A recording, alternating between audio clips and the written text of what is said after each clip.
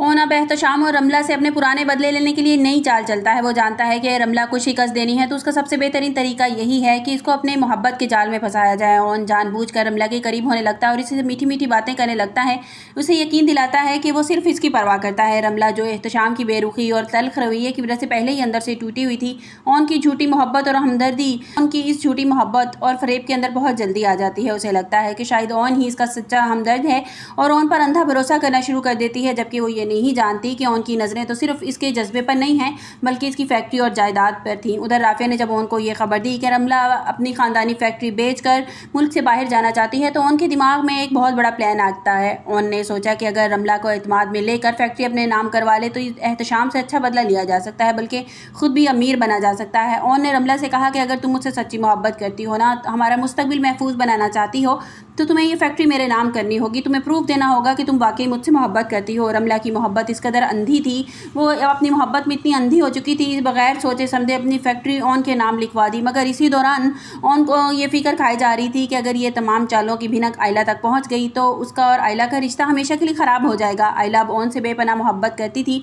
और अपनी जान छिड़कती थी, इसलिए ओन को ये बदला हुआ रूप किसी सदमे से कम नहीं लगता। एक शाम जब ऑफिस से ओन घर वापस आता है तो आयला को बहुत परेशान देखता है तो पूछती है कि ओन, पिछले कुछ दिनों से मैं देख रही हूँ कि तुम्हारा रवैया बहुत बदल गया है, खैरियत तो है ना? ओन घबराहट को छुपाने के लिए आयला का हाथ थामता है और बड़े जज्बाती अंदाज में बोलकर कहता है कि आयला, तुम मुझ पर कभी शक मत करना। ज़िंदगी में बहुत से फैसले ऐसे करने पड़ेंगे जो बज़ाहिर तो गलत लगते हैं, लेकिन उनके पीछे मेरी मजबूरी होती है। अगर तुम्हें कभी ये पता चले कि मैं कभी कुछ गलत कर रहा हूँ, मैं तुम्हें पसंद नहीं, तो यकीन करना मैं सिर्फ वो मजबूरी के तहत कर रहा हूँ, तुम्हें कभी धोखा नहीं दे सकता। मैं तुमसे सच्ची मोहब्बत करता हूँ और तुम मुझे बहुत मुश्किल से मिली हो, मैं तुम्हें कभी खोना नहीं चाहता। आयला मुस्कुरा कर ओन की आंखों में आंखें डालकर कहती है कि ओन, मैं जानती हूँ कि मैं आपको बहुत मुश्किल से मिली हूँ, आप मुझे खोना नहीं चाहते और मैं आप पर कभी शक नहीं करूँगी। मुझे आपकी मोहब्बत पर, आप पर पूरा यकीन है, मगर सच ज़्यादा देर तक छुपा नहीं रह सकता। आगे जाके जब आयला और ओन को रमला की इन छुपी मुलाकातों का और फैक्ट्री के मामलात का पता चलेगा तो वो अंदर से टूट जाएगी और शदीद सदमे में आ जाएगी। हालांकि ओन तो नहीं है, मगर इसके रिश्ते में दरारें पैदा होना शुरू हो जाएंगी।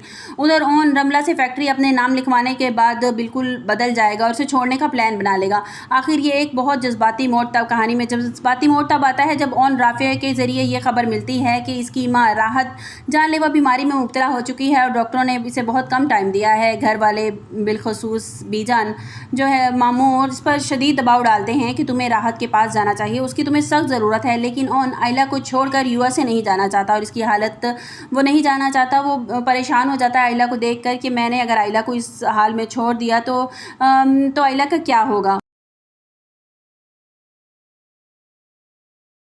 और ना ही वो अपने सौतेले बाप का सामना करना चाहता है जिसकी वजह से वो अपनी माँ से दूर हो गया था। स्टोरी जो है वो अब ड्रामा आखिरी मराहिल को पहुंच चुका है। ओन फैक्ट्री तो नाम लगवा लेता है। ओन रमला को ये सच जब पता चलता है और रमला को जब ये पता चलता है कि ओन ने ये शादी तो सिर्फ मोहब्बत में और फैक्ट्री के लिए की थी, तो वो इसे छोड़कर जा रहा है, तो रमला की तो दुनिया ही अंधेर हो जाती है और वो फैक्ट्री भी हाथ से गई और ओन की मोहब्बत से भी महरूम हो गई।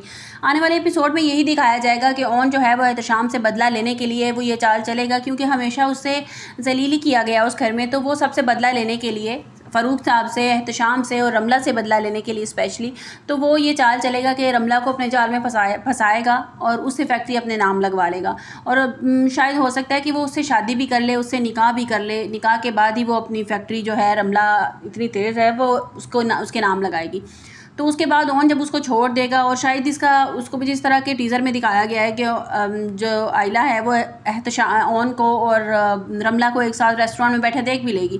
फिर ओन जो है वो घर आके उसको समझाएगा कि मैं जो कुछ कर रहा हूँ ना हमारे भले के लिए कर रहा हूँ और तुम मुझे अगर नहीं समझोगी ना तो कोई भी नहीं समझ सकता।